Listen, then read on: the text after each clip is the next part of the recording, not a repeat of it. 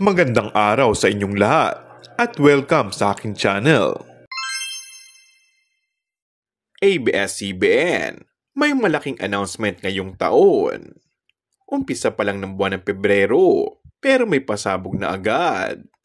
Mapapakapit ka sa balitang dala niya. Abangan ngayon. Iyan nga ang post ng ABS-CBN.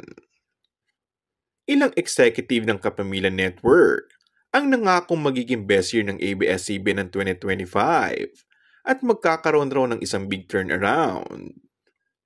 Maraming netizens ang nananabik sa balitang iyon at inakala nila na bagong prangkisa ang sasalubong sa ABS-CBN ngayong taong ito. Nauna nang inanunsyo ang sanib puwersa ng GMA Network at maging sa ALL-TV ng dating tahanan nito. Ngayon pa lang ay marami na ang umaasa sa bagong prangkisa para sa ABS-CBN dahil sa kasalukuyan itong nakalinya sa Senado.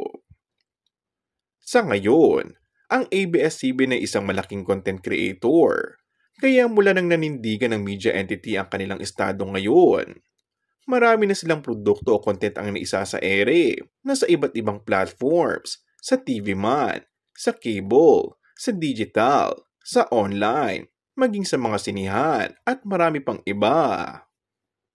May mga nasagap din tayong ulat na marami ang may pabor sa gobyerno na muling bigyan ng ABS-CBN ng 25 years franchise ang TV network. Ngunit ang sigurado, ayon sa source, ay may isang higanting anunsyo na magaganap sa Kapamilya Network na ikakagulat ng lahat. And that's all for our today's video. Kung bago ka lang sa aking channel ay mag-subscribe at pindutin na rin ang notification bell. Maraming salamat!